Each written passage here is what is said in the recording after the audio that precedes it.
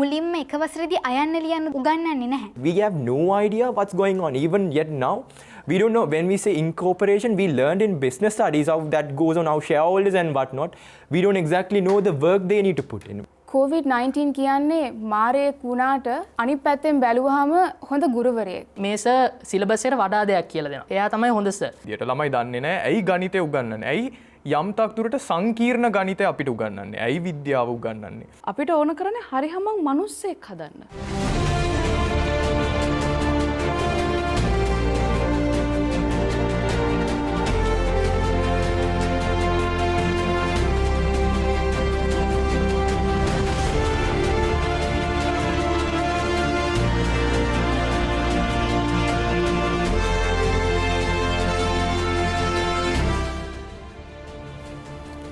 Ayubowan, bringing you off-road ideas by assembling the best of the best, young minds, but young hearts as well.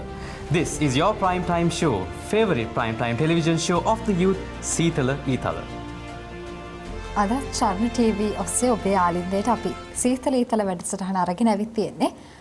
සමහර වෙටක ඔබට ප්‍රශ්නයක් වෙච්ච එහෙම නැත්නම් පොදුවේ රටේ අපි හැමෝටම ප්‍රශ්නයක් වෙච්ච ගැටලුවක් පිළිබඳව ගැඹුරින් තරුණයින්ගේ අදහස් ගැන අපි කතා කරන්නට. Before we go into today's topic, let's have a look at the speakers for today's episode.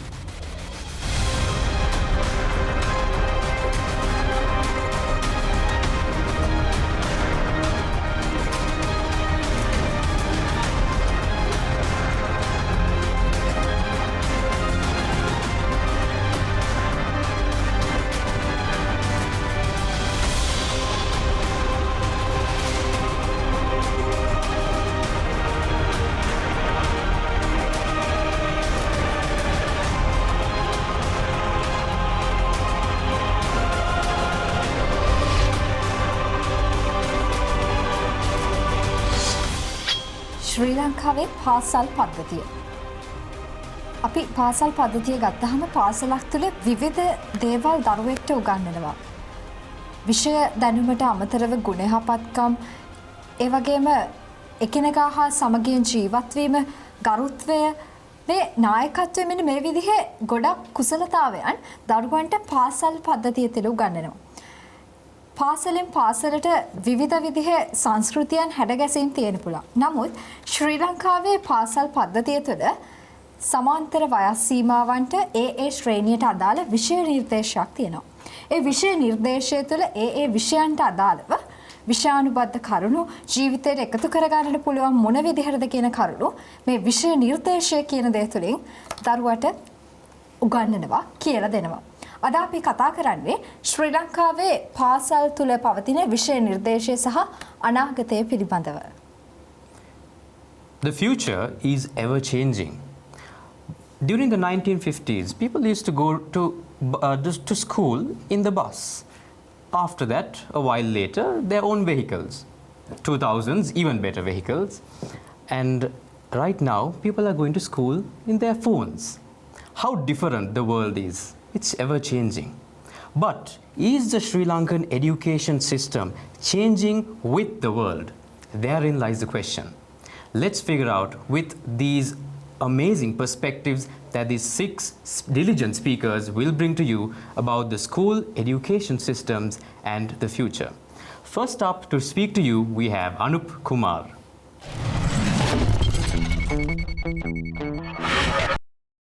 Ladies and gentlemen, we have yet another interesting topic, education and its future prospects.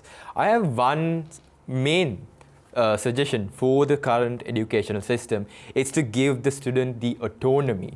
Basically what it means, like, let me ask all the speakers here. You all are fluent in your researching skills. That's why we all came here. We researched on our topics. We brought up points so that we can prove our suggestion and opinion. Why?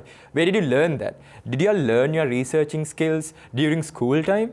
I bet not, because I believe most of you are learned your researching times by going into other areas, by going into Model UN or even at university level, because that's when you're mostly looked at your researching skills and whatnot, and how to give a presentation through the research you have come up and assembling all those. Those are important aspects that you will be needing in your future, in any sort of workplace you'll be coming in, even if it's a small propership you are doing on your own.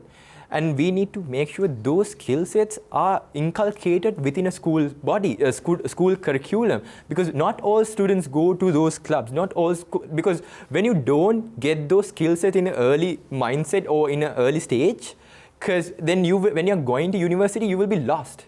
You wouldn't know how to do it, and it would be much easier if the student is fluent with it from a younger age. And I believe giving the autonomy to these aspects are really important, because unless a student and unless the teacher give like a group project for you all to do with 5 marks for the exam, which happens like once a year or 2 times, 3 times a year, you wouldn't be doing any research at all for your school life, because you will be studying that textbook which has limited resources and stressing on finishing the syllabus on the allocated time, because that's what all students are striving for and all the teachers are striving for during their limited time.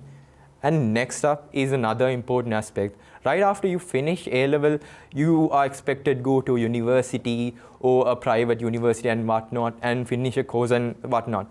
But most students that are coming up right now, most children coming up, they won't do their own startups. They want to go into workplace. They want to get their experience right after A-levels while doing their education right hand. What the school should focus on isn't grooming us to university, not to pursue education alone, not limiting just to that, but grooming us for the professional world. We can do that by taking us to workplaces. We see most schools that are able to provide, mainly international schools, will take you to affiliated branch and let them see their workplace. But that at the end of the day, it's just us going around and seeing the departments and whatnot in that said business. We don't see how the work going, or we don't see how the paperwork is done. We don't see how extensive the work procedure in that said business. We have no idea what's going on. Even yet now, we don't know. When we say incorporation, we learned in business studies how that goes on, how shareholders and whatnot. We don't exactly know the work they need to put in. We don't know what sort of work goes on in it. And lastly, yet another suggestion would be specialization, which requires you to specialize in a certain aspects like we do in A-level and early stages. We will be talking more extensively more on that in the discussion round. With that being said, I would end my speech right now. Thank you.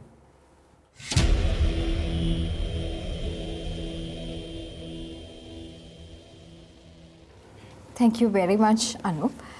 අනුපගේ කතාවේදී බොහොම අපූර්වට කියන අපිට පාසල් පද්ධතිය තුළ විශේෂයෙන් අපි මුහුණ දෙන ගැටලුවක්.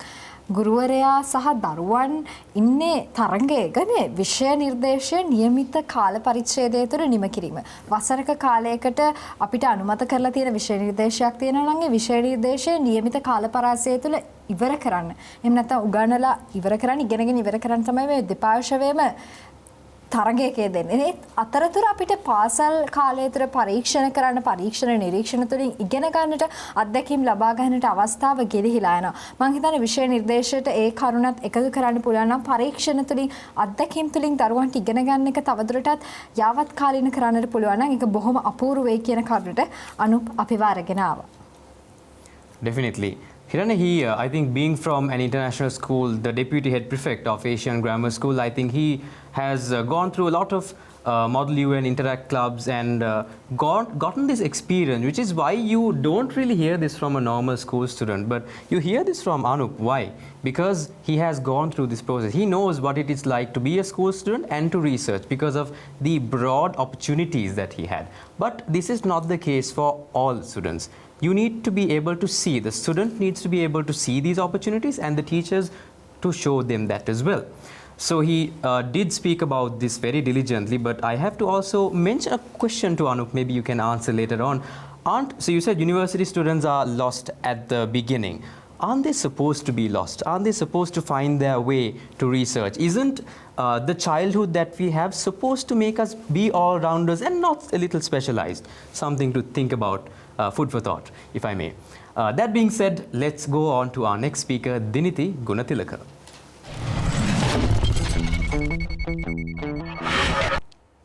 අධ්‍යාපනයේ අරමුණ මොකද්ද? අධ්‍යාපනයක් ලබා දීලා මිනිස්සු බලාපොරොත්තු වෙන්නේ මොකද්ද? පැහැදිලිවම රටට ලෝකයට වැඩදායි පුරවැසියෙක් නිර්මාණය කිරීම තමයි අධ්‍යාපනයක් ලබා දීමේ අරමුණ. ශ්‍රී ලංකාව ගැන කතා කරද්දී අද වෙනකොට ශ්‍රී ලංකාවේ 45000ත් 50000ත් අතර රැකියා විරහිත උපාධිධාරීන් ඉන්නවා. අධ්‍යාපනයක් ලබා දීලා උපාධියකුත් ලබාගෙන මේ වගේ වාතාවරණයක් අද වෙදි නිර්මාණය වෙලා තියන්නේ නැහැ. ඇත්තටම අපි ප්‍රශ්න කළ යුතුයි. ශ්‍රී ලංකාවේ අධ්‍යාපන ක්‍රමයෙන් ඇතුලේ ශ්‍රී ලංකාවේ විෂය නිර්දේශය ඇතුලේ රැකියාවක් ලබා ගැනීමටවත් සුදුසුකමක් පුරවැසියාට ලබා දීමට හැකියාවක් නැති වෙලාද? පැහැදිලි. අපි කතා කරොත් ලෝකයේ වෙනත් රටවල් එක්ක ශ්‍රී ලංකාවේ අධ්‍යාපන ක්‍රමය ඇතුලේ විෂය නිර්දේශය ඊටාම තරඟකාරී, ඊටාම බරෑරුම්. හැබැයි ලෝකේ ෆින්ලන්තයේ වගේ ඊටාමත් දියුණු අධ්‍යාපන ක්‍රමයන් තියෙන රටවල් ඇතුලේ ප්‍රාථමික අධ්‍යාපනය ගත්තත් එතනින් එහාට ගිහිල්ලා උසස් අධ්‍යාපනය ගත්තත් තරඟකාරී බව අඩු වෙන විදිහට තමයි විෂය නිර්දේශයන් නිර්මාණය වෙලා තියෙන්නේ. why, how, what කියන සංකල්පයන් අනුව තමයි ෆින්ලන්තයේ වගේ රටවල් වල විෂය නිර්දේශයන් නිර්මාණය වෙන්නේ. ඒක ඇතුලේ ජපානයේ වගේ රටවල් වල ප්‍රාථමික අධ්‍යාපනය ඇතුලේ ශ්‍රී ලංකාවේ වගේ මුලින්ම එක වසරේදී අයන්න ලියන්න උගන්වන්නේ නැහැ. ඒක ඇතුලේ පිරිසිදුකම එතනින් එහාට ගිහිල්ලා පිළිවෙල වගේ 5S සංකල්පයන් තමයි කුඩාම කාලේදී ළමයාට ලබා දෙන්නේ. ඒ වගේම එහෙම අධ්‍යාපනයක් ලබා දීලා ටික කාලයක් යද්දී අවුරුදු 14 13 වෙද්දිම තමන් කැමති විෂය නිර්දේශයන් තමන් කැමති පාත් එකක් තෝරගන්න හැකියාවක් ලබා දෙනවා. ඒ වගේම එක් මාර්ගයන් වලට යෙදිලා තමන්ට වඩාත්ම ගැළපෙන දේ තේරුම් ගැනීමට උන්ට අවස්ථාවක් දෙනවා. හැබැයි ලංකාවේ වාතාවරණයක කතා කරද්දී මම ශ්‍රී ලංකාවේ අධ්‍යාපනය ලබාගත්ත පුද්ගලයෙක් විදිහට නිදහස් අධ්‍යාපනය විඳපු පුද්ගලයෙක් විදිහට මම 11 වසර වෙනකන් අධ්‍යාපනය ලබා ගන්නවා. ඊට පස්සේ මම අපසු උසස් පෙළට යනවා. හැබැයි 11 වසරෙන් වෙනකනුයි අපසු උසස් පෙළ වෙනකනුයි ඉතා විශාල ගැප් එකක් තියෙනවා. ඉතා විශාල පිම්මක් තියෙනවා. මම ගණිත විෂයට දක්ෂයි කියලා මම ගණිත විෂයට ඒ සාමර්ථ්‍යයක් ලබා ගත්ත කියලා මට උසස් පෙළ ගිහින් උසස් පෙළ ගණිත විෂයෙන් ඒ සාමර්ථ්‍යයක් ලබා ගන්නවා කියන එකට අති විශාල වශයෙන් මහන්සි වෙන්න වෙනවා. ඒ වාතාවරණය තුළ වෙන්න පුළුවන් මම තේරුම් ගන්න ඇත්තටම මේකද මට ගැළපෙන ස්ට්‍රීම් එක. මේකද ඇත්තටම මට කරන්න ඕන සබ්ජෙක්ට් එක. ළමයින්ට ප්‍රශ්නය විෂය නිර්දේශය තුළ ලබා දීලා තියෙනවා. ඒ වගේම කතා කරොත් විෂය නිර්දේශයකින් බලාපොරොත්තු වෙන තරඟකාරී බව ලබා දුන්නට අර කලින් කතිකයක් කතා කරා වගේ විශ්වවිද්‍යාලය තුළට ගියාම ඔවුන් ඇත්තටම ඒ තරඟකාරීත්වය තුළ කඩා වැටෙනවා. අද වෙද්දි හොයාගෙන තියෙනවා අධ්‍යාපනය ලබා ගන්න විශ්වවිද්‍යාලවල පුද්ගලයන්ගේ 75% අධික මානසික පීඩනයකින් ඉන්නවා කියලා. මේ වගේ දේවල් වලට හේතුන් වෙලා තියෙන්නේ විෂය නිර්දේශය තුළ අධ්‍යාපනයේ හුදෙක් දැනුම කියන කොටස පමණක් ඉලක්ක කරගෙන අනිකුත් කාරණා වලට අවධානය නොදීම, ප්‍රායෝගික අංශවලට අවධානය නොදීම. ඒ දේවල් වලට උත්තර දුන්නොත් ඇත්තටම අධ්‍යාපනයේ අරමුණු ඉෂ්ට කරන්න විෂය නිර්දේශය හරහා හොඳ අනාගතයක් නිර්මාණය කරන්න හැකි වෙයි. ස්තුතියි.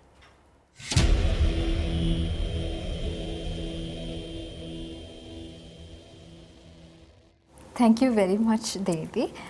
දෙවිතගේ කතාවේ බොහොම අපූර්වවට කියනවා වර්තමාන පාසල් පද්ධතිය තුළ දරුවන් මුහුණ දෙන ප්‍රධානම ගැටලුවක් තමයි සාමාන්‍ය පෙළ විභාගයෙන් පස්සේ ඒ එන සාමර්ථ්‍යයන් ප්‍රමාණය මත හෝ තමාගේ කැමැත්ත තමාගේ අවබෝධය දැනුම් මට්ටම පදනම් කරගෙන උසස් පෙළ විෂයන් තෝරා ගන්නට යද්දී ගැටලු මතුවෙනවා. ඒකට හේතුවක් වෙලා තියෙන්නේ මේ ශ්‍රී ලංකාවේ පාසල් පද්ධතිය තුළ පවතින විෂය නිර්දේශය වෙන්නට පුළුවන්. මොකද අපි සාමාන්‍ය පෙළ දක්වා ඉගෙන ගන්න ඒ විෂය නිර්දේශය තුළ තියෙන සරල සංකල්පයන් ඒ විෂය කරුණු උසස් පෙළට ආවහම ඒ විෂය ඇතුළතම බොහොම සංකීර්ණ විදිහට දරුවට උගන්වනවා. ඒ තුළ දරුවා තෝරගත්තේ තමන්ට ගැළපෙනම විෂයද එහෙමත් නැත්නම් තමන්ට කැමතිම විෂයද කියන එක පසුකාලීන ප්‍රශ්නයක් බවට පත් වෙනවා. ඒ කාරණා බොහොම අපූර්වවට දිනිති අපිට ඉස්මතු කරන අපි බලමු අනාගතයේදී මේ O level සහ A level අතර තියෙන gap එක එහෙම නැත්නම් මේ පිම්ම අපිට මොන විදිහකට අඩු කර ගන්නට පුළුවන් වේද නැත්නම් ඒකට විසඳුමක් ලැබෙයිද කියලා. ඊට අමතරව තමයි දිනදී මම පොඩි ප්‍රශ්නයක් අහන්න කැමතියි. ඔබ කියන විදිහට ශ්‍රී ලංකාවේ අධ්‍යාපන ක්‍රමය තුළ තරඟකාරී බව කියන එක මූලික වෙලා තිනවා. හැබැයි අපිට තරඟකාරීත්වය කියන දේ අනවශ්‍යද? එහෙම නැත්නම් යම්කිසි මට්ටමකට තියෙන්න ඕන කියන ප්‍රශ්නේ මට ආවසෙන්රු. Definitely, because Hiranya, to add on to that, our Sri Lankan A-level is known to be one of the hardest exams in the world, if I'm not mistaken. But not the ones in Finland, right? But in the same scenario, we definitely understand that the Finland education system constitutes of a mechanism such that the children don't feel pressure. This was proved in a study a few years ago as well. While as the Sri Lankan education system poses a certain pressure. Pressure builds certain hard diamonds, yes, true, but is it worth it? That is the question we should ask. And thank you, Diniti, for bringing this point up. I think we can definitely talk about this more as well. 45,000 to 50,000 people with degrees without jobs. Something, again, the gaps. She was very specific on mentioning about the gaps in the educational system, how the student is not prepared for the next phase of education. Here is where we should improve. Here is what we should talk more about. And talking about that, let's have our next speaker on the floor, Nabila Iqbal.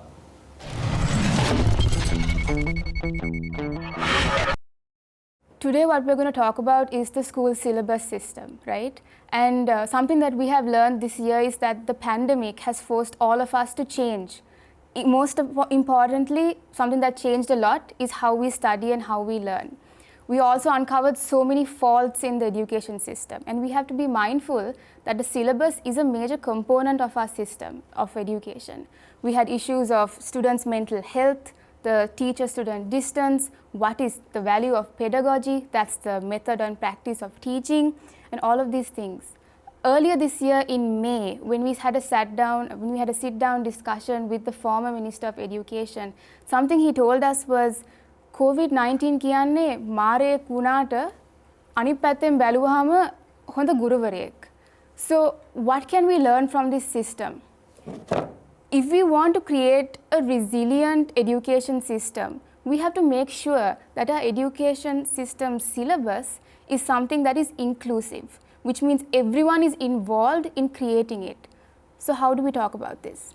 I'll give you some experience of mine when we were volunteering for about 3 years to create a curriculum for a branch of the Girl Guides in the Sri Lanka Girl Guides Association.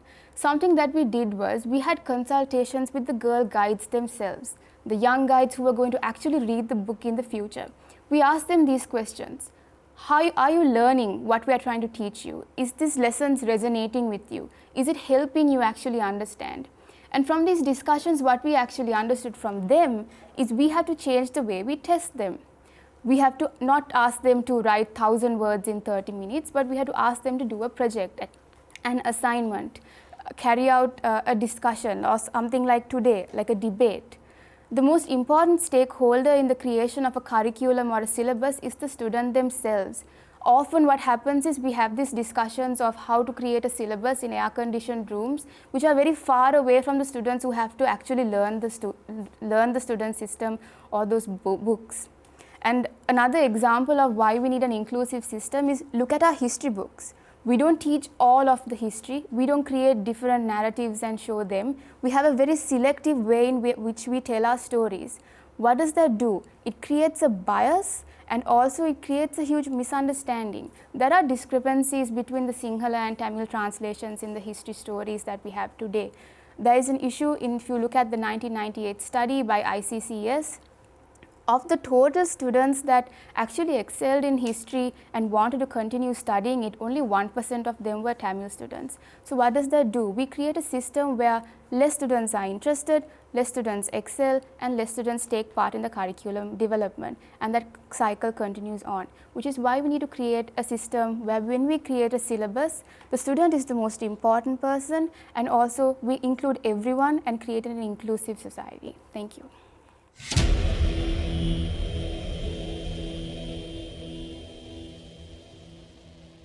We have to change the way we test the students. That was one of the many points that Nabila mentioned to us.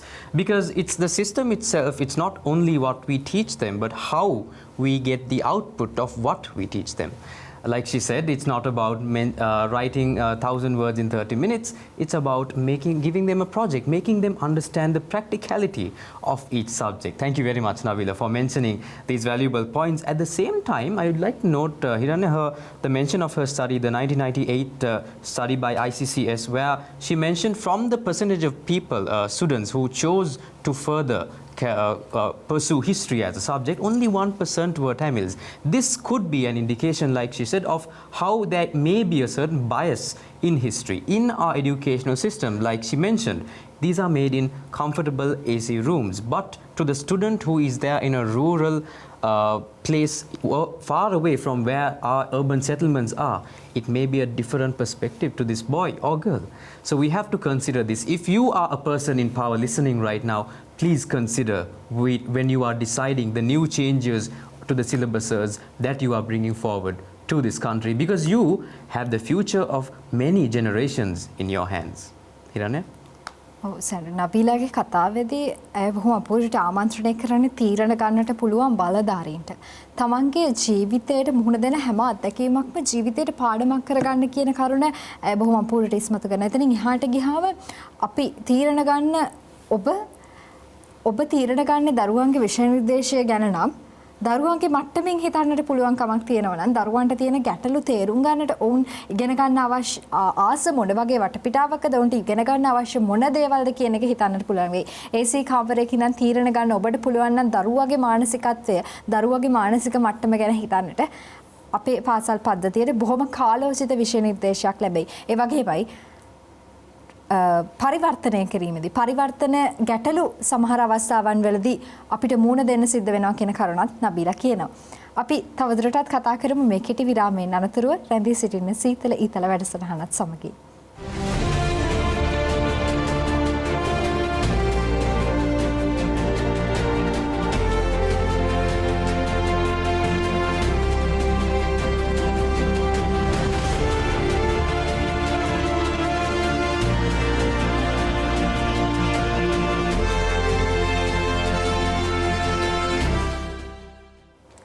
And after that short commercial break, we are now back at your favorite primetime youth show, Seethala Eethala. We have our next 3 speakers lined up to talk to you about the school syllabus and the future. Next up, Rivindu Pereira.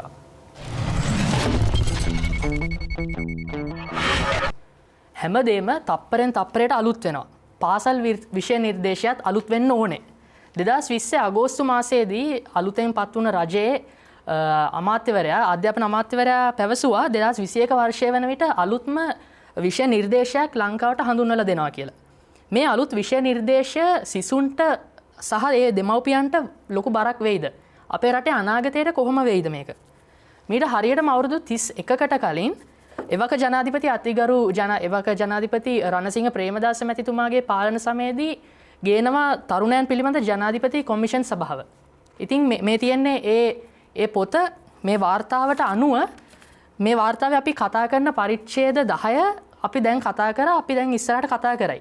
ඉතින් ඇයි මේ අවුරුදු 30ක් තිස්සේ අපි මේ එකම තැන හිර වෙලා තියෙන්නේ?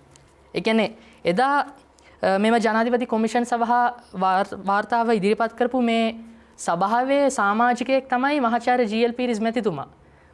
ඔබතුමා අද මේ වැඩසටහන නරඹනවා නම් ඔබතුමා අද වර්තමානයේ අධ්‍යාපන අමාත්‍යවරයා. ඉතින් ඇයි මේ වසර 30ක් තිස්සේ මේ ප්‍රශ්න දිගටම යන්නේ?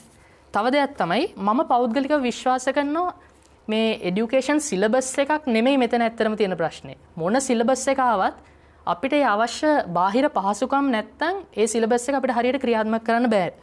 මොකද අපි දැන් ගමු උපකාරක පන්තියක් ගමු. එතකොට ළමයි උපකාරක පන්ති යන්නේ ඇයි කියලා ඇහුවොත් කීප දෙනෙක් කියනවා මම උපකාරක පන්තියකට යන්නේ මේස සිලබස් එකට වඩා දෙයක් කියලා දෙනවා. අපිට එයා තමයි හොඳ සර්.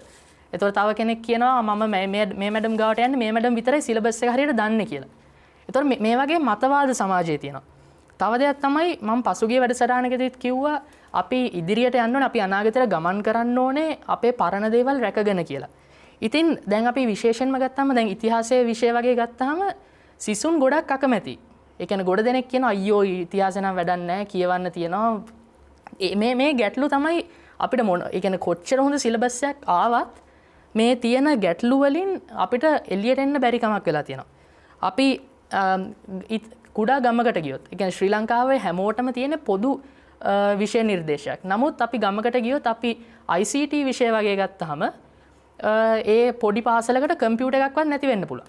එතකොට ඒ දරුවෙක්ට ඒ IT knowledge එක ගන්න ඕන නම් ඒ සිලබස් එක කොච්චර හොඳ වුණත් වැඩක් නැහැ. ඒ කියන්නේ සිලබස් එක හැමදේම තිබ්බත් මේ අඩුපාඩු නිසා සමාජයේ මේ සිලබස් එක හරියට ක්‍රියාත්මක වෙන්නේ නැහැ. ඉතින් මේ වගේ හේතු තමයි තියෙන්නේ. ඉතින් සිලබස් එක තිබිලා විතරක් මදි. සිලබස් එකත් හැදෙන්න ඕනේ. ඒ අතරම මේ බාහිර සමාජයෙන් වෙන ආකල්ප බාහිර ලෝකයේ තියෙන අපි එකතු කරගන්න ඕන දේවලුත් එකතු කරගෙන තමයි ඉදිරියට යන්න ඕනේ.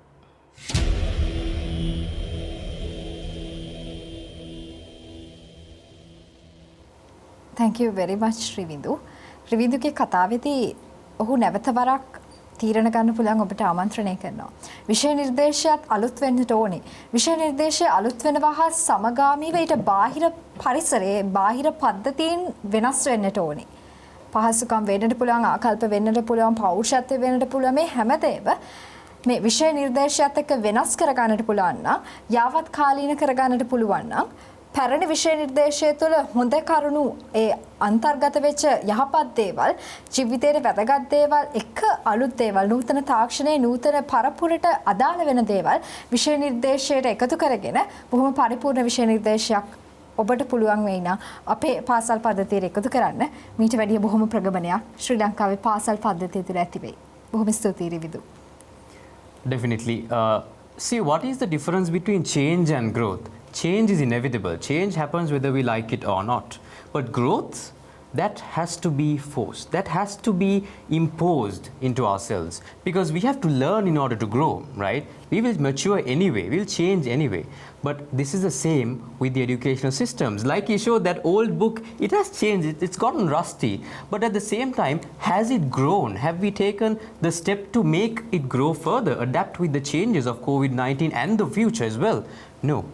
There lies the question. And he mentioned about the syllabus rushes that our teachers have. I think ඉස්කෝලේ පන්තිවල වෙන්නේ ටීචර්ස්ලා සිලබස් එකට රෂ් කරනවා. ටියුෂන් පන්තිවල ඊට වඩා ආතල් එකක් දීලා ළමයි එක්ක හොඳින් ඉඳලා ඒ වගේ බැලන්සස් තියෙනවා. සමහරක් වෙලාවට ඒක අනිත් පැත්ත වෙන්නත් පුළුවන්. But this is why children love tuition more than school, because the syllabuses make us constricted into one area. That is what Rivindu showed us. But however, there is much more to talk about in this as well. That being said, let's hand over the floor to Dinith Senaratna.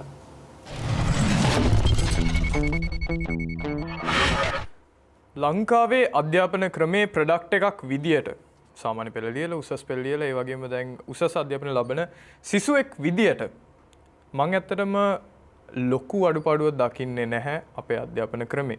දැන් හැමෝටම ලොකු ප්‍රශ්නාර්ථයක් මතුවෙනවා මේ පොර හොඳින්ද ඉන්නේ මේ පිස්සුවෙන්ද කතා කරන්නේ කියලා. නමුත් මම පැහැදිලි කරන්නම් ඇයි මම මේ දේ කියන්නේ කියලා.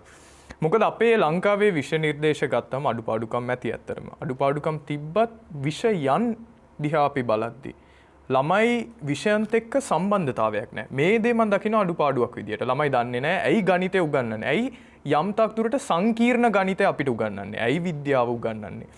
දැන් මේ අඩුපාඩුකම හින්දා තමයි ළමයිට ප්‍රශ්නාර්ථ එන්නේ, සිලබස් එක එපා වෙන්නේ. ගණිතය උගන්වන්නේ අපිට සිම්ප්ලි විභාගයක් ලියන්න පමණක් නෙමෙයි. මොකද අපේ චිත්ත ගුණය, අපිට අපේ තීරණ ගන්න හැකියාව අපි හිතන්නේ නැති ආකාරයට වර්ධනය වෙනවා. අපි සංකීර්ණ ගණන් හදන්න පටන් ගත්තා. මේ වගේම තමයි අපි විද්‍යාව වගේ කරුණු ඉගෙන ගත්තම අපි අනිවාර්යෙන් වැඩ කරන්න යනවානේ. හරි ડોක්ටර් කෙනෙක් වුණොත් බෙහෙත් ගැන ඉගෙන ගන්නවා. බිස්නස් වලට ගියොත් සමහර විට ඔයාගේ ප්‍රොඩක්ට් එකේ ඒ ප්‍රොඩක්ට් එකේ තියෙන ඉන්ග්‍රීඩියන්ට්ස් පවා දැනන් ඉන්න එක ඒක හසුරුවන විදිය ලොකු ඇඩ්වාන්ටේජ් එකක් වෙනවා. හරිද? දැන් මේ දේත් හම්බ වෙනවනේ අපි විද්‍යාව වැනි විෂයන් ඉගෙන ගත්තාම. ඒකින්ද වටිනාකමක් තියෙනවා. ඒ දේ නෑ කියලා කියන්න බෑ. මම ඇත්තටම කැමති ඒ අපිට දැන් O level වලට විෂයන් 9ක් තියෙනවා. ඒ විෂයන් 9 හැදලා තියෙන විදියට මම ඇත්තටම කැමති. වෙනස් වෙන්න ඕන විදියට මම දකින්න එක තමයි ලංකාවේ ගුරුවරුන්ගේ හැකියාව තමයි වෙනස් වෙන්න ඕනේ. මොකද 1.2 කියන එක ඒක තියෙන්න ඕන දෙයක්. නමුත් ඒක කියලා දෙන්න විදි ගොඩක් තියෙනවානේ දරුවට තේරුම් ගන්න පුළුවන් විදියට අපි ඉනෝවේටිව් ටීචර්ස්ලව හදලා තියෙනවා නම් ඇත්තටම අලුත් විදියට හරි ක්‍රියේටිව් විදියට ළමෙක්ට දෙයක් කියලා දෙන්න ඒ ළමයා ඒක ඇබ්සෝබ් කරගන්න ප්‍රමාණයත් වැඩි වෙනවා. මම මේ දේ කියන්න කරුණු දෙකක් තියෙනවා. ප්‍රධාන කරුණු දෙකක්. පළවෙනි දේ තමයි මම සාමාන්‍ය පෙළ ලියලා ඉවරලා සපෝටිව් ටීචර් කෙනෙක් විදිහට පාසලකට යන උගන්වන්න. එතකොට මම කැඳ වූ විෂයට අමතරව ගණිතය, විද්‍යාව වගේ විෂයන්නුත් උගන්වන්න පටන් ගන්නවා 9 වසර 8 වසර දරුවන්ට. ඊට පස්සේ ඒ විෂයන් උගන්වන ගුරුවරුන් පන්තියට ආම ළමයි ඉල්ලන්නේ කාවද? චූටි ටීචර්ව. මට චූටි ටීචර් කියලා තමයි ඒ කාලේ කිව්වේ. චූටි ටීචර් තමයි ඉල්ලුවේ. ඇයි ඒ? මම ළමයිත් එක්ක විහිළුවක් කරලා, සමහර විට මැජික් ට්‍රික් එකක් කරලා, මම සයන්ස් එක්ස්පෙරිමන්ට් එකක් කරලා හරි ඇට්‍රැක්ටිව් විදියට මේගොල්ලන්ට විෂය කියලා දුන්න හින්දා. මගෙන් ක්ලාස් කරනවද කියලා පවාවත් මේ ළමයි ඇහුවා. ඒ වගේ තත්ත්වයක තිබ්බ. ඉතින් මම O level කාලේ මේ වගේ ඉම්පැක්ට් එකක් කරා නම් හිතලා බලන්න ඇත්තටම අධ්‍යාපනය ලැබපු ගුරුවරයෙක්ට කොච්චර දෙයක් කරන්න පුළුවන්ද කියලා. ඊට අමතරව මම ගෙනියන්නම් මගේ දෙවෙනි කාරණාවට. දෙවෙනි කාරණාව තමයි ගුරුවරයෙක්ම තමයි මට මේ කතන්දරේ කියන්නේ. ගුරුවරයෙක් කියනවා ටීචර්ස්ලාට සෙමිනාර්ස් තියෙනවා. ඇත්තටම ඒගොල්ලන්ට අලුත් ඉනෝවේටිව් දේවල් කියලා දෙන්න සෙමිනාර්ස් තියෙනවා. නමුත් සෙමිනාර් එකට ගිහිල්ලා බලද්දී ඔක්කොම ටීචර්ස්ලා ෆෝන් එකේ කොට ඉන්නවා. ලෙක්චරර් කෙනෙක් ඉඳගෙන හරි එපා වෙන විදියට ලෙක්චර් එකක් දෙනවා. මේක තමයි රියැලිටි එක. මෙතනට තමයි වැටිලා තියෙන්නේ. අපි ඇත්ලීට්ස්ලා ගත්තොත් ඇත්ලීට්ස්ලා කොච්චර ට්‍රේන් වෙනවද ඒගොල්ලන්ගේ ඉන්ඩස්ට්‍රි එකේ টොප් එකේ ඉන්න. ඒ වගේම තමයි දැන් බිස්නස් උන ග්‍රැජුවේට්ස්ලා උනත්. ග්‍රැජුවේට්ස් උනත් ඒගොල්ලන්ගේ පළවෙනි ඩිග්‍රී එකට අමතරව තව කොච්චර එක්ස්ට්‍රා ක්වොලිෆිකේෂන්ස් එක්රැස් කරනවද? account කෙනෙක් ගත්තොත් ඇකා කියයි, සීමා කියයි. ඊට අමතරව ડોක්ටර් කෙනෙක් උනත් MBBS එකට එහා ගියපු සමහර විට මාස්ටර්ස් කරලා ස්පෙෂලායිස් කරලා තියෙනවා. ඒ වගේ ලොකු තැනකට ගිහලා තියෙනවා. නමුත් ගුරුවරුන්ට මොකද්ද තියෙන්නේ? මොනවද තියෙන ස්ටෑන්ඩඩ්ස්? ගුරුවරුන්ට අඩුපාඩුකමක් තියෙන හින්දා රටේ ඇත්තනම ගුරුවරුන්ට අඩුපාඩුකමක් තියෙන හින්දා මාකට් එකක් තියෙනවා. මාකට් එකේ කම්පිටිෂන් එකක් නැහැ. චැලෙන්ජ් එකක් නැහැ. ගුරුවරුන්ව පුෂ් කරන්න. තමන් ඉන්නවට වඩා හොඳ තැනකට එන්න. ඒක හින්දා මේගොල්ලන් කරන්නේ මොකද්ද? ටියුෂන් ගුරුවරුන්ට ඇඟිලි දික් කරනවා. මම මගේ O level සිලබස් එක වසර 2ක O level සිලබස් එක මාස 6න් සම්පූර්ණ කරා එක් ටියුෂන් ගුරුවරයෙක්ට ස්තුතිවන්ත වෙන්න. ඉතින් අපිට කියන්න බෑ සිලබස් රෂ් කරන එක මේ ඇත්ත චැලෙන්ජ් එකක් කියලා. මොකද ඒක බොරු කතන්දරයක්. මාව O level වලට පුද්ගලයාට මාස 6කින් සූදානම් කරන්න පුළුවන් නම් අපිට මොකද්ද මෙතන තියෙන ගැටලුව? මේ දේ ඉදිරිපත් කරලා මම නිහඬ වෙන්නම්. ස්තුතියි.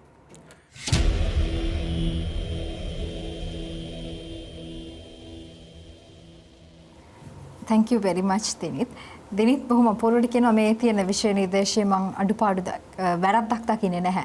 තියෙන අඩුපාඩු හදාගන්න එක තමයි කරන්නට අවශ්‍ය. සෑම විෂයකටම වටිනාකමක් තියෙනවා. ජීවිතේට යම් කිසි දෙයක් අපිට ගන්න තියෙනවා. නමුත් ඒ විතරක් නෙවෙයි දිනිත් කියනවා ශ්‍රී ලංකාවේ වෙනස් වෙන්නට අවශ්‍ය නම් වෙනස් වෙන්නට අවශ්‍ය තැන ගුරුවරුන්ගේ හැකියාවන්, ඒ වගේම ගුරුවරුන් තුළ තියෙන සාක්ෂරතාවයන්, ඒ වගේම ඔවුන් තුළ තියෙන දක්ෂතාවයන් ඔපනංවන්නට අවස්ථාවන් දෙන්නට නිවැරදි පුහුණු කිරීම වලට ලක් කරන්නට ඕනේ. නූතන ක්‍රම ශිල්ප භාවිතා කරමින් ගුරුවරයාව පුහුණු කරන්නට ඕනේ. නමුත් තව දෙයක් එකතු කරන්න කැමතියි දිනිත් ඔබට. ශ්‍රී ලංකාවේ පාසල් පද්ධතිය තුළ අපිට උගන්වන ගුරුවරුන් අතරත් ගුරුවරු ඉන්නවා.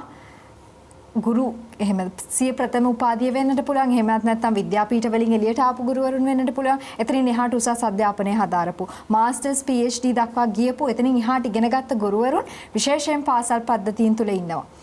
විදුහල්පති ශ්‍රේණි මට්ටම් විභාග ලියලා ඒ දේවල් වලින් සමත් වෙච්ච නමුත් ගුරු වෘත්තියේ ඉන්න ගුරුවරුනුත් ශ්‍රී ලංකාවේ පාසල් පද්ධතිය තුළ ඉන්නවා කියන කරුණ එකතු කරමින් සෙන්ඩ්‍රෝ.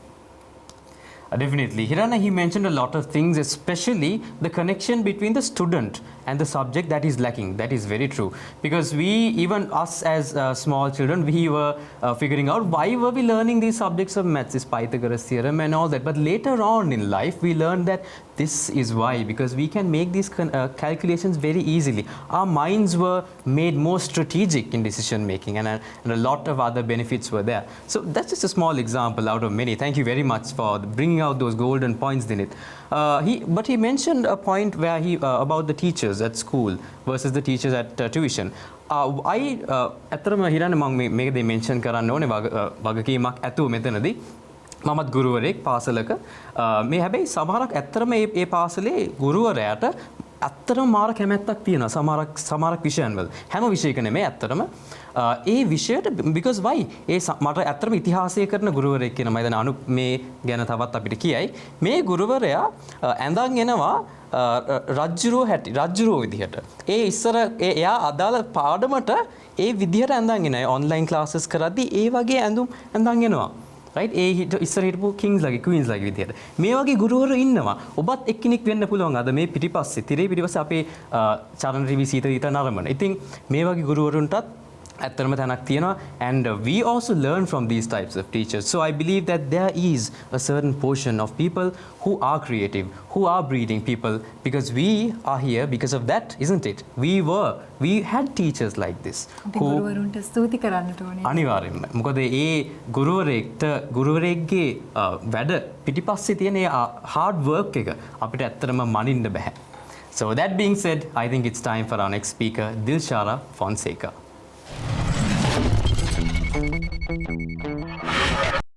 දෙදස් විස්සේදී පෙර පාසලට ඇතුළත් වෙන දරුවා 2022දී පළවෙනි වසරේ. 2035දී A level ලියනවා. ඒතකොට 2039 වගේ වෙනකොට මේ යුනිවර්සිටි එකෙන් අවුට් වෙනවා. ශ්‍රම බලකාර දායක වෙනවා. 2039දී ශ්‍රී ලංකාව ඉන්නේ 2039දී අනෙක් ලෝකයේ අනිත් රටවලුත් එක්ක තරඟයක. මේ කාලේ වෙනකොට සිලබස් එක කොයි තරක් දුරට යාවත් කාලීන වෙනවද කියලා අපිට කියන්න බෑ. කොච්චර දුරට යාවත් කාලීන වුණත් කොච්චර ස්ටෑන්ඩඩ් වුණත් ඒ සිලබස් එක ඉගෙන ගන්න කෙනා කොච්චර ඉහළ මට්ටමක ඉන්නවා වුණත් තමන්ට තමන්ව පාලනය කරගන්න බැරි නම් අපි ශ්‍රම බලකායට එළියට දාලා තියෙන්නේ මානුෂීය ගුණධර්ම තියෙන ශ්‍රමයක් නෙමෙයි යන්ත්‍රානුකූල මිනිස්සෙක්. මම කෙලින්ම කියනවා මම හරිම කැමතියි මේ ස්කූල් සිලබස් එකට සරල නීතිය වගේම සරල මානසික අධ්‍යාපනය ඇතුළත් වෙනවා. හේතුවක් කියන්නම්. වැඩිවියට පත්වීමත් සමගම මොන තරම් මානසික පීඩන මැද්දේ මේ හැම ජීවිතයක්ම ගත කරනවද? පාඩම් කරන එක පවා. ආතතිය, විෂාදය, ස්වං පාලනය මේ දේවල් ගැන දන්නේ නැත්නම්, Tamanට මනෝ උපදේශන ගන්න පුළුවන්, සහාය පතන්න පුළුවන් තැනක් අපි දන්නේ නැත්නම් මම හිතනවා එතන පොඩි අඩුපාඩුවක් තියෙනවා කියලා. අනිත් එක තමයි සරල නීතිය මම මේ පාසල් පද්ධතියට ඇතුළත් කරනකොට කැමති හේතුව නීතිය නොදැන සිටීම සමාවට කරුණක් නොවේ කියලා කියනවා. හැබැයි ඒ නීතිය කොහෙවත් උගන්වන්න නැත්නම් එතන පොඩි හිඩසක් තියෙනවා. මම කියන්නේ අපිට නීතිය සම්පූර්ණයෙන්ම 100% උගන්වන්න පුළුවන් කියලා. නමුත් සරලවම ගත්තොත් අපිට නීතිය උගන්වන්න පුළුවන්. උදාහරණයක් විදිහට සනර හොරකම් කරන්න එපා. එහෙම උගන්වන මෝඩල් එක හොරකම් කරන්න එපා කියන හේතුව ඇයි? ඒක පීනල් කෝඩ් එකේ කොහෙද තියෙන්නේ? ඒ හොරකම් කරලා අහුනොත් ඔය ඉස්සරහට ඔයාට මොකද වෙන්නේ? එහෙම උගන්වන්න පුළුවන් නම් පාසල් පද්ධතියට දාන්න පුළුවන් නම් ගොඩාක් ප්‍රශ්න අඩු වෙන්න පුළුවන් ප්‍රතිශතය වැඩි. කටපාඩම් කරපු දේ වමාරලා එක්සෑම් පේපර් එකට දාලා මේ විභාගයෙන් ගොඩ යන එක නෙමෙයි අපිට අවශ්‍ය කරන්නේ. අපිට ඕන කරන්නේ හරියම මිනිස්සෙක් හදන්න. මොකද ඉස්සරහට මේ මිනිස්සයා ශ්‍රම බලකාර දායක කරනවා වගේම ඉස්සරහට තමන්ගේ දරුවන්ටත් දෙමව්පියෙක් වෙන කෙනෙක් මෙයා. ඉතින් මේ මම කලිනුත් වතාවක් කියලා තියෙනවා පොඩි නුග ඇටෙන් මහා ලොකු විශාල නුග ගහක් හැදෙනවා. ඉතින් අපි මේ සරල දේවල් කොච්චර සිලබස් එක ස්ටෑන්ඩඩ් වුණත් වැඩක් නැහැ. මිනිස්සයා මිනිස්සෙක් නොවේ නම්. ඒ නිසා මිනිස්සෙක් විසින් ඉගෙනගත යුතු ප්‍රායෝගික ජීවිතයට අතිශයින් වැදගත් වෙන දේවල් මේ සිලබස් එකට දාන්න. ඒක තමයි අපිට කරන් තියෙන හොඳම දේ. ස්තුතියි.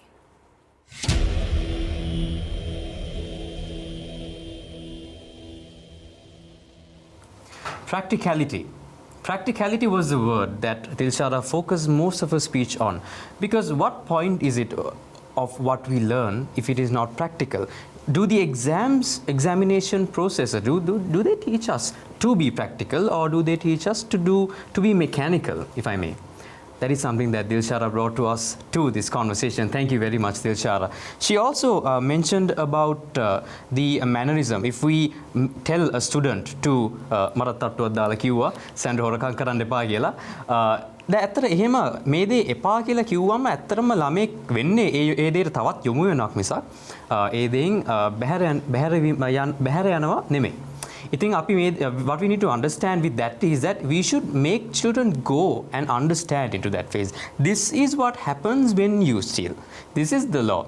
This is what is not good. This is what the other person feels when you steal from them. What would you feel when somebody steals from you? Instilling empathy and other skills such as this that make practicality automated within a student, because one child is the future. That child could be a minister one day, the president one day, or even somebody at a big position, and if they grow up with those mentalities, that is what we are leaving for the future.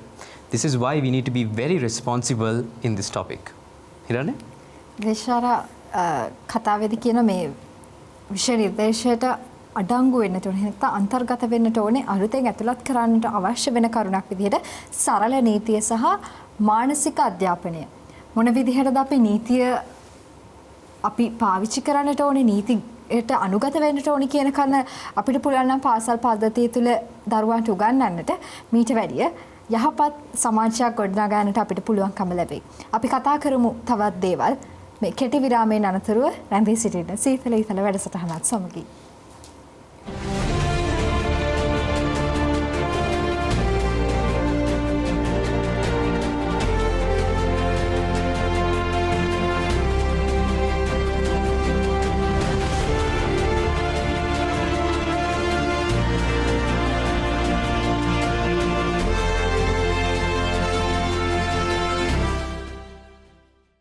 And after that short commercial break, we are now back at your favorite primetime television show of the youth, Seethala Eethala, where we were discussing about the school system and the future. We had some amazing speakers coming and giving us some points, but now it's time to go into depth and figure out what these speakers have to say. Anup, you had a small insight to mention, especially from you being a student yourself and a deputy head prefect at a school right now. What input would you like to add? You had something to say. Earlier, like Denit said, teachers have a major role regardless of the syllabus we are performing, because if the teachers and the communication with the student go wrong, it doesn't work out properly regardless of what you teach and learn. Like you said, there was a certain sir, his name is Nilan, and you know what he did during COVID-19? He dressed up as kings and shot from paddy fields and whatnot and sent videos to students for the lessons. I mean, the kids were laughing about it, oh sir, it's really funny and going on about that. But then I realized half of the conversation was about history, which was a hateful subject back then. Like they said, COVID was a really big teacher for the teaching system itself. That teacher made an impression for the students so that they can remember the lesson. I think that's really innovative and masterful of him for doing that. And with regards to the research problem that I proposed earlier, I believe it's really practical, because I believe like researching on subject doesn't really matter, because it's the skill set. You see, when you try to research, when you're trying to find the points that are really important, you can use those skill set on your daily studies as well. You see, the students these days have the problem with syllabus. Like Dennis said, the syllabus might not be the problem. It's the way you approach a subject. You shouldn't start like memorize 280 pages of textbook. It's the way you approach that. Find the important stuff, research on what needs to be done. And this research problem, you can give social problems during the vacation. Give a social problem, use the information, you use the lessons you know to solve that. Out of 10,000 students, 100,000 students in Sri Lanka, there might be one that might send a solution that no one actually thought of, that we can use it not just nationally but internationally as well.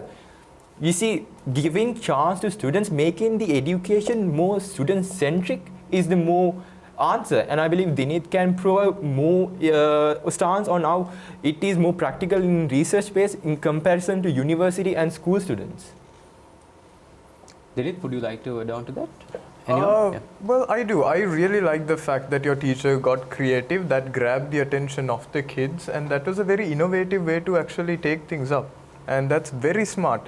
And along with that, I'd like to pose a question to Nabila as well. Nabila, now you said we need to, have an all-inclusive process going. ඒ කියන්නේ අර අපි syllabus එකක් ගොඩනගද්දි දරුවව පවා ඒ දෙයට සම්බන්ධ කරගෙන ගොඩනගුවොත් මේ එහි සාර්ථකත්වය වැඩි වෙන්න පුළුවන් කියලා. නමුත් මෙතනයි මට ගැටලුව තියෙන්නේ. දැන් මම O level කරන කාලේ ඇත්තටම ගණිත විෂය මට පෙන්වන්න බැරි විෂයක් වෙලා තිබ්බේ. මටත් ඇත්තටම එච්චර තේරුමක් තිබෙන්නේ නැහැ. මම දැනන් හිටියේ නැහැ ඇයි මම මේ දේ උගන්වන්නේ කියලා. එතකොට ඔයාර ගර්ල් ස්කවුට්ස්ලාත් එක්ක කරා වගේම ගර්ල් ගයිඩ් වගේ කරා වගේ මගෙන් ඇවිල්ලා ඇහුවොත් හරි මේක සාර්ථකයිද කියලා මං කියන්නේ නැහැ කියලා. ඊට අමතරව මං කියන්නේ හරි මේක එච්චර අල්ලන්නේ අපි මේ විදිහට කියලා මං ඊට වඩා හරි සිම්පල් මෙතඩ් එකක් තමයි සජෙස්ට් කරන්නේ. එතකොට ඔයගොල්ලෝ ඒක ඉන්කෝපරේට් කරොත් මං ඇත්තටම දැන් තියෙන බුද්ධි කෝචරය ලබනවද? Thank you, Dinit. I think what you mentioned was really important. Like you said, the child will say, you know what, this is an easier way for me to learn something as opposed to that. And that should be taken into consideration. But what the syllabus makers will do is they will have a standard that they want to achieve. They will try to combine those both and then make a system. So, which is why what I said is also true and what you are saying is also true, because You need everyone's opinion. And let's also have this discussion because we are all able-bodied people over here, or the correct term is temporarily able bodies. Tomorrow we can have an accident and we can lose all our limbs, right? We need to think about classrooms where children don't look like us. People don't have sight. People don't have lots of visual hearing aid and things like that. So you know that right now in Sri Lanka, your classmate is going to look just like you. You don't have a very diverse classroom. So what I meant by making the child the main stakeholder in a syllabus making process is that you ask the child themselves, is this working for you? Is this helping you? And then make a comprehensive syllabus. And I would like to add one more thing because we were talking about teachers. I think it's great that some teachers don't do their job right. Some teachers do go over the moon to achieve things for their children. Some teachers prefer tuition. I think we need to address the main issue is that teachers are not paid enough for the work that they do. They're not paid enough and they need to be paid more. And because all of us when we grow up, we say, oh, we want to be a doctor when we grow up, an engineer. None of us want to grow up and say, oh, I want to be a teacher. Why? It's a lot of work you do, even though it's half a day of work and you don't get paid. There's not a lot of work. When you look at NGOs that work in this education sector, something new that they're looking into is not focusing on children. They want to provide scholarships to teachers so that when you empower the teacher and you create more economy for them, they are in turn able to take care of the children in their classrooms. So that's something else also to think about. Definitely. And yes, Siran, go ahead. ගුරු ගැන කතා කරපු නිසා මම කැමතියි දිනිතිට පොඩි ප්‍රශ්නයක් දෙන්න. ලෝකේ අපි කතා කරනවා teacher centered education සහ student centered education කියලා කොටස් දෙකක් ගැන. ගුරුවරයා කේන්ද්‍ර කරගෙන ගුරුවරයා මතම යැපෙන අධ්‍යාපන ක්‍රමයක් සහ දරුවා ස්වයං අධ්‍යාපනයක් හදාරන අධ්‍යාපන ක්‍රමයක් පිළිබඳ විෂය නිර්දේශයක් අනාගතයේ කරා යන කියන මාතෘකාවේ මේ අපිට මේ වචන දෙකම තියෙන නිසා දිනිතව මොකද හිතන්නේ අපිට අවශ්‍ය කරන්නේ මොන විදිහටද මේ විෂය නිර්දේශය යාවත්කාලින කරලා අනාගතය ගැන සාකච්ඡා කරද්දී මොන විදිහ අධ්‍යාපන රටාවකටද අපි යොමු වෙන්න ඕනේ පැහැදිලිවම ඒ ඔප්ෂන්ස් දෙකෙන් එකක් තෝරගන්න වෙන තැනදී පැහැදිලිවම මේක ශිෂ්‍ය අභිමුඛ අධ්‍යාපන ක්‍රමයක් තමයි පැහැදිලිවම රටකට අවශ්‍ය වෙන්නේ දිනිත් කලින් කිව්වා අධ්‍යාපන විෂය නිර්දේශය තුළ වෙනස් වෙන්න ඕන දෙයක් විදිහට දකින්නේ ගුරුවරු කියලා. හැබැයි මම හිතනවා ඊට වඩා ඒක විෂය නිර්දේශය හා අධ්‍යාපන ක්‍රමය තුළ වෙන්න ඕනේ ලොකුම වෙනසක් නෙමෙයි කියලා. මොකද අපි ගුරුවරයා ප්‍රශ්නය කියලා අඳුනගෙන ගුරුවරයාටම උත්තර හොයන්න යන තැනදී අදටත් ලංකාවේ වෙලා තියෙන්නේ නිදහස් අධ්‍යාපන ක්‍රමය තුළ ළමයි බලාපොරොත්තු වෙන්නේ ගුරුවරයාගෙන් ලැබෙන දේ.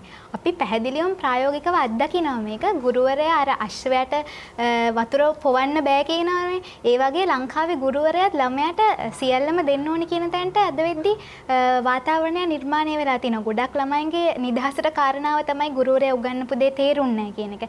හැබැයි ඒක ඇතුලේ මම දකිනවා අලුත් මාර්ගයක් ළමයාට නිර්මාණය වෙනවා. තේරෙන්නේ නැති තැනදී තේරුම් ගැනීමේ අවශ්‍යතාවයක් ළමයාට නිර්මාණය වෙනවා. මම කියන්නේ ගුරුවරු නිර්මාණශීලී වෙන්න ඕනේ, ගුරුවරු තව තමන්ගේ ශ්‍රමය යොදවන්නේ නැහැ කියලා. හැබැයි නබීලා කිව්වා වගේ ගුරුවරයන් ඒ નિયમિત පඩියක් එක ගුරුවරයාත් නිර්මාණශීලී වීම හා ඔවුන්ගේ කැපවීම ඇති වෙන තැනදී මම කියන්නේ හැම වැරැද්දක්ම අපිට මේ කියන්නේ සමස්ත වැරැද්ද කියන්නේ මේ දැන් දකින්නට තියෙන වාතාවරණය ගුරුවරයාගේ පිට දාන්න බෑ. මොකද අනාගතයත් එක්ක කතා කරද්දී ඇත්තටම රටකට අවශ්‍ය වෙන්නේ දැන් ශිෂ්‍ය අභිමුඛ අධ්‍යාපනයක් එක්ක යන තමයි. මොකද වෙනත් රටවල් වල ඇත්තටම ලංකාවේ තරම් නිදහස් අධ්‍යාපනය තුළ ලංකාවේ මේ දැන් වෙන මට්ටම තරම්වත් ළමයාව පෙළඹවීමක් සිද්ධ වෙන්නේ නැහැ වෙන රටවල් වල. ලංකාවේ වෙන රටවල් වලට වඩා වැඩි වශයෙන් ගුරුවරයා විසින් ළමයාට බලපෑම් එල්ල කරනවා වෙන රටවල් වලට සාපේක්ෂව. ඒ හින්දා මම හිතනවා ගුරුවරයා සහ ශිෂ්‍යයා කියන මේ දෙකට අවශ්‍ය කරන බැලන්ස් එක දෙන්න ඕනේ.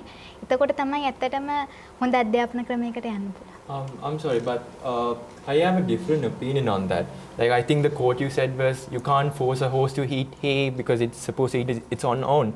But if you put a little bit of salt onto that hay, the horse will feel thirsty and definitely go and drink the water. That's there as well.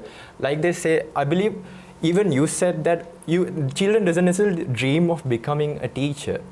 But I really think it's different. It's because everyone says, it depends on the teacher. Like there are 2 teachers on here, they have experience on this floor right now and they have experienced what it's like to be a teacher. If you are a good enough teacher, then the students see that the awesome person that really is, because he is a doctor, is a lawyer, is a pilot, and everything at the same time, that a teacher. I believe people aspire to be that role and try to do the same job to other students as well. I think that's what needs to be, because just like leaders, if you don't inspire other leaders, then there's no use. Anup, I genuinely like your take on that. No, like you said, the reason I was inspired by my math teacher, that was what led me to teaching as well. You see, if teachers actually act as inspiring roles, ඇත්තටම ළමයිව දිරි ගන්නන හොඳ චරිත විදියට ගුරු භවතුන් අලුත් innovative විදියට ළමයිව ඉගෙනුවා නම් අපිම නොදැනුවත්වම අපේ යෞවනය ඒ ඉගෙනීම කියන වෘත්තියට ගුරුවරුන් වීමට අපි ළමයිව නොදැනුවත්වම යොමු කරනවානේ. ඒත් එක්කම මම කැමති දිල්ෂාරගෙන් උත් පොඩි ප්‍රශ්නයක් අහන්න. දැන් විශ්වවිද්‍යාලයේ මම ව්‍යාපාර කල්පනාකරණය ඉගෙන ගන්න. අපිට තියෙන මොඩියුල්ස් දෙකක් තමයි නීතියයි ඊට අමතරව මැනේජ්මන්ට්, ෆයිනෑන්ෂල් මැනේජ්මන්ට්. එතකොට මට දැන් ඔයා කියනවනේ අපි නීතිය යම් විදියකින් උගන්වන්න අවශ්‍යයි කියලා, අවශ්‍ය විදියටනේ දකින්නේ. ඒත් එක්කම තමයි තුහන්නුත් මට කිව්වා මීට කලින් අපි ෆයිනෑන්ෂල් මැනේජ්මන්ට් උත් උගන්වන්න ඕනේ කියලා ළමයිට ඉස්කෝලේ යන කාලෙදිම. මට ගැටලුව තියෙන්නේ දැන් මේ විශ්වවිද්‍යාලයේ ඉන්න දරුවන් අපි ඇත්ත හොයලා බලද්දී විභාග කාලට හරිම ස්ට්‍රගල් වෙන සබ්ජෙක්ට්ස් දෙකක් තමයි මේක. මොකද උගන්වද්දී පන්ති කාමරේදී මේගොල්ලන්ට මේ සබ්ජෙක්ට්ස් එක පෙන්වන්න බෑ. එපා වෙලා වගේ නෝට්ස් හරියට ගන්නෙත් නෑ, කිසිම ටෙන්ෂන් එකක් නැතුව අහගෙන අන්තිමට විභාග කාලේ ඒගොල්ලන් අනාථ වෙනවා. එතකොට හිතලා බලන්නකෝ විශ්වවිද්‍යාලයේ ළමයිට මේකට ඉන්ට්‍රස්ට් එකක් නැත්නම් අපි ස්කූල් සිලබස් එක ඇප්ලයි කරොත් මේ දේවල් කොච්චර සාර්ථක වෙයිද තිල්ෂාර? දිනීත් මම මෙහෙම එකක් කියන්න. ඉස්සෙල්ලාම නීතිය හදාරන කෙනෙක් දැන් මැනේජ්මන්ට් ඩිග්‍රී එක හදාරන ඔයා නීතිය හදාරනවනේ. මම ඒ නීතිය හදාරනවා. ওই නීතිය මම හදාරනකොට සබ්ජෙක්ට්ස් ගොඩාක් තියෙනවා. ওই සබ්ජෙක්ට්ස් වල මට පේන්න බැරි සබ්ජෙක්ට්ස් උත් තියෙනවා. මම හරි ආස කරන සබ්ජෙක්ට්ස් උත් තියෙනවා. හැබැයි මම මෙහෙම ප්‍රශ්නයක් අහන්නම් වගේ. ප්‍රශ්න දෙකක් අහන්නම්. ලංකාවේ තියෙන උපරිමාධිකරණය මොකක්ද? Supreme coat. හරි. ඔලුවක් පැලුවක් දතක් ගැලෙව්වොත් මොකද වෙන්නේ? ඔලුවක් පැලුවොත් දතක් ගැලවුවොත්. ඔව්. කාට හරි ගහනවා. ඔලුවක් පැලෙනවා. දතකුත් ගැලවෙනවා. මොකද වෙන්නේ? ක්‍රිමිනල් කේස් එකක්නේ. මොකද වෙන්නේ? මොකද්ද දඬුවම? හරි, ක්‍රිමිනල් කේස් එකක් යටතේ තමයි ඒක යන්නේ. ඒ දේ මම දන්නවා. එච්චරයි මම දන්නේ. අන්න ඒකයි මම කියන්නේ දිනිත්. මට ඕන කරන්නේ නැහැ. මම කියන්නේ මේ බරපතල විදිහට නීතිය කියලා දෙන්න ඕනි කියලා. මම කියන්නේ ඒක ප්‍රැක්ටිකල් දේවල් කියලා දෙන්න කියලා. මොකද අපිට නීතිය කියලා දෙනවා කියලා ඔක්කොම කියලා දෙන්න ගියොත් ඕක එපා වෙනවා. අනිත් එක ඒක උගන්වන්න කෙනා වුණත්, ඒක උගන්වන්න ටීචර් කෙනෙක් වුණත් ස්පෙෂලායිස් වෙන්න ඕනි. මොකද ওই නීතිය කියන සබ්ජෙක්ට් එක එළියට දාපු ගමන්ම ඔකට එක එක ප්‍රශ්න ගොඩක් එනවා. ටීචර් ආක මෙහෙම වෙන්නේ කොහොමද? මෙහෙම වෙන්නේ කොහොමද? අන්න එතනදිත් ප්‍රශ්නයක් එනවා. නෑ ඔය දිල්ෂාර දැන් ඔය කියවනවා ඔය ඔහොම එපා වෙන සබ්ජෙක්ට්ස් ගොඩක් තිබ්බ කියලා මං කියන්නේ මටත් ඉගෙනුවේ හරිම බේසික් ලෝ. ඒකයි. තියෙන බේසික් මේක. කොහොම විෂයන් වලට කඩලා අපිට නීතිය ඉගෙනුවේ නෑ. අපි අර දැනගන්න අවශ්‍යයි කියලා ඒගොල්ලන්ට හිතෙන දේ තමයි කිව්වේ. ඉතින් ළමයි මේකටම ඉන්ට්‍රස්ට් එකක් පෙන්වන්නේ නැත්තම් දිනිත් එතකොට ඔය දුන්න බේසික් ලෝ එක ප්‍රැක්ටිකල් ලෝ එකක්ද? එදිනදා සාමාන්‍ය ජීවිතේ යොදා ගන්න පුළුවන් දෙයක්ද? නැහැ. එන සිලබස් එකේ ප්‍රශ්නයක් තියෙනවනේ. No, එතන ඒ ගැටලුව මතුවෙනවා. ස්තුතියි ඉදිරියට කරා. You are a school student. Why don't you tell us what you feel right now when these two adults, I would say, are talking about this? ඔයාට මේක සරල දෙයක් විදිහටද පේන්නේ? ඔයා කොහොමද මේක දැනගන්න කැමති? Well, to me, it's not just about the syllabus itself, but when it comes to the political stability of a country, we don't see like when a different regime comes, they go on acting to their own regime. දැන් අපි විශේෂයෙන්ම දැන් මම අතේ තියෙන මේ වාර්තාව ගත්තාම මේක හැදෙන්නේ රජයන් 4කට කලින්. නමුත් දැන් අපි මේ රජය ඉවර වුණාට පස්සේ මේක මෙතනින් නැහැ. එතකොට කිසිම දෙයක් දිගට ඒ කියන්නේ එක ශ්‍රී ලංකාවේ ජාතික ප්‍රතිපත්තියන් ඒ කියන්නේ නොවෙනස් වෙන ප්‍රතිපත්තියන් නැහැ. අපි අධ්‍යාපන ශාස්ත්‍රය ගත්තාම. ඉතින් ඒක තමයි මෙතන වෙලා තියෙන ලොකුම ගැටලුව මම නම් දකින විදියට. හොඳයි. අපි දැක්කා මේ තාරුණ්‍ය නියෝජනය කරන විවිධ වයස්වල පසුවන මේ තරුණයින් 6 දෙනා බොහොම අපූර්වට ඔවුන් මොන විදිහටද විෂය නිර්දේශය ගැන දකින්න, මොන විදිහටද අනාගතයත් එක්ක මේ වෙනස් වෙන්නට ඕනේ, ආපත්කාලීනට වෙන්නට ඕනේ, මොන වගේ පසුතලයක්ද මේ තුල ඇති වෙන්නට ඕනේ කියන කරුණ පිළිබඳ බොහොම අපූර්වට කතා කරා. අපි මේ 6 දෙනාගේ අවසාන නිගමනයන් එක්ක එකතු වෙමු මේ කෙටි විරාමයෙන් අනතුරු.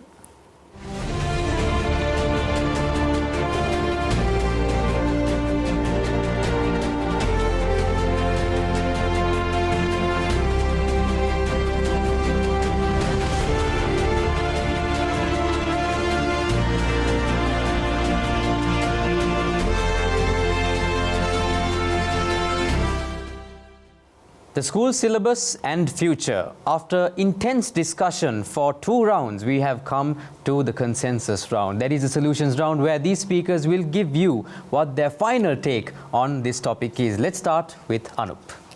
Yes, I believe this is one of the most important topics, mainly for us on the table here as well. I believe we see teachers have a major role as we talk about. They need to be able to perform in a way that's student-centric in terms of education. But we also need to make sure that the education system isn't limited to a textbook for a single syllabus, but should be focused on the needs of the children. මම හිතනවා අධ්‍යාපන ශාස්ත්‍රය තුලේ විෂය නිර්දේශය කියන දේ සකස් වෙන්න ඕනේ අපි මේ සිදුවන කතාබහත් එක්ක ලෝකයේත් එක්ක යාවත් කාලීන වෙන. ඇත්තටම ලංකාවේ දැන් ඒක යෙදෙනවා ගොඩක් අඩුයි. ලෝකයේත් එක්ක යාවත් කාලීන වෙන. ඒ වගේම නිර්මාණශීලීත්වය. ළමයාගේ නිර්මාණශීලීත්වය ඉස්මතු වෙලා නව දේවල් කරන තැනට ළමයාව පොළඹවන්න පුළුවන් තැනට විෂය නිර්දේශය සකස් වුණොත් අවම ආතතියකින් සහ නිර්මාණශීලීත්වය වැඩි වෙන විදිහට ඒක තමයි ලංකාවේ අධ්‍යාපන ශාස්ත්‍රයෙන් සිදුවේ යුතු දෙකේ. To me, honestly, I think a lot of the work because today we're talking about syllabuses has to come before the syllabus is made. So when the consultation processes are going on and when it's being created, every child that can be possibly represented has to be asked about this bookmaking process before it's made. අපි තරුණයන්ගේ නැගිටීම් දැකලා තියෙනවා. දැන් මේ මගේ සීයා මේ පොත මට දෙද්දි මේ වාර්තාව දෙද්දි දීලා ඒ කියන්නේ මම සීයට හම්බෙලා අවුරුදු 30ක් වෙනවා. දැන් අපි අද ඉන්නේ 2020. තව අවුරුදු 30ක් අපි අනාගතයට ගියාම තියෙන 2050. දැන් මේ අවුරුදු 30කට කලින් මේ තියෙන වාර්තාවේ පරිච්ඡේද 10 තුල අපි අද කතා කරපු හැමදේම අන්තර්ගත වෙලා තියෙනවා. අපි මේ වාර්තාව සහ අනිකුත් වාර්තා අධ්‍යාපන ශාස්ත්‍රය පිළිබඳව බැලුවාම හැමදේම අන්තර්ගත වෙලා තියෙනවා. නමුත් මේක ක්‍රියාත්මක වීමේ ගැටලුවක් තියෙනවා. ඉතින් දැක්මක් ඇති දේශපාලන මාවතක් අපි දැන් පේන්න තියෙනවා. ඉතින් දැන් හෝ අපි අනාගතයට මොකද අපි තව අවුරුදු 30කින් මෙතනට අවිල්ලා මේක ගැන කතා කරන්නේ නැති වෙන්න වැඩ කරන්න කියලා තමයි මම අවසානයේට කියන්න තියෙන්නේ. ලංකාවේ ගුරුවරයෙක්ට ඇත්තරම ලොකු වෙහෙසක් දරන්න වෙනවා. මොකද පේපර් මාකින් ගියත් ඒගොල්ලන් සබ්ජෙක්ට් ඒ කියන්නේ සිලබස් එක පවා ඉගෙනගෙන ළමයට අධ්‍යාපනය දෙන්න ලොකු මහන්සියක් දරන්න ඕනේ. නමුත් මං කියන්නේ මහන්සියක් නැහැ කියලා. ඒ මහන්සියත් එක්කම මං ඇත්තටම අර්ජ් කරනවා. මම පුෂ් කරනවා ගුරුවරයෙක් විදියට ඉගෙනීමේ කුසලතාව, ඉගෙනීමේ ශක්්‍යතාවයත් දියුණු කරගන්න උත්සාහයක් දරන්න කියලා. ස්තුතියි. අපේ කතාවේ අපි පොඩිවටම ගත්තොත් එහෙම ඉගෙන ගන්න කෙනා ඉගෙන ගන්න දේ උගන්වන කෙනා උගන්වලා බලාපොරොත්තු වෙන දේ. ඔය ලයින්ස් ටිකනේ තියෙන්නේ. ඉතින් ඔය ලයින්ස් ටික හරියට ලෝකෙට අවශ්‍ය වෙන විදිහට බැලන්ස් කරන්න පුළුවන් නම් අන්න ඒක මං හිතන ගොඩක් ප්‍රායෝගිකයි කියලා. ඉතින් කොච්චර අධ්‍යාපනික සිලබස් එක අප්ඩේට් වුණත් ඒක ප්‍රැක්ටිකල් නැත්තම් වැඩක් නැහැ. ඒ වගේම දිනිත් කිව්වා වගේම කොච්චර හොඳ ප්‍රැක්ටිකල් සබ්ජෙක්ට් එකක් තිබුණත් ඒක උගන්වන කෙනා හරි ඉන්ට්‍රස්ට් එකක් නැතුව උගන්වන්න නැත්තම් ඒත් ප්‍රශ්නයක් තියෙනවා. අද අපි සීතල ඊතල වැඩසටහනෙන් කතා කරේ පාසල් විෂය නිර්දේශය සහ අනාගතය කියන මේ කරුණු දෙක අතර තියෙන සබදියාව මොන විදිහටද අනාගතයට ගැලපෙන විදිහට ශ්‍රී ලංකාවේ පාසල් විෂය නිර්දේශය වෙනස් වෙන්නට ඕනේ එහෙමත් නැත්නම් යාවත් කාලෙට කරන්නට ඕනේ කියලා. අපි චීනය වගේ රටක් අරගෙන බැලුවාම චීනය කියන්නේ ලෝකේ ජනගහනය අතින් බහුතරයක් ඉන්න ඒ වගේම ලෝකේ දියුණුම කියලා සලකන රටක්. චීනයේ අධ්‍යාපන ක්‍රමය අරගෙන බැලුවාම දීවර කර්මාන්තයට ආශ්‍රිත දරුවෝ දීවර කර්මාන්තය ගැන ඉගෙන ගන්නවා. කර්මාන්ත ගැන ආසාවක් තියෙන කර්මාන්ත වලට නැඹුරුතාවයක් තියෙන දරුවෝ ඒ ගැන ඉගෙන ගන්නවා. ඊට එහාට ගිහලා ස්වයං රැකියාව ගැන එතනින් එහාටත් ගිහිල්ලා ලෝකයේ අලුත් නිර්මාණ නිපැයුම් කරන්නට කැමති ඒවට දක්ෂතාවයන් තියෙන දරුවන්ට ඒ වෙනුවෙන් යොමු කරනවා. ඒ හා සබදියාවක් තියෙන විෂය නිර්දේශයක් පාසල් පද්ධතියක් ඔවුන් බිහි කරලා තියෙනවා.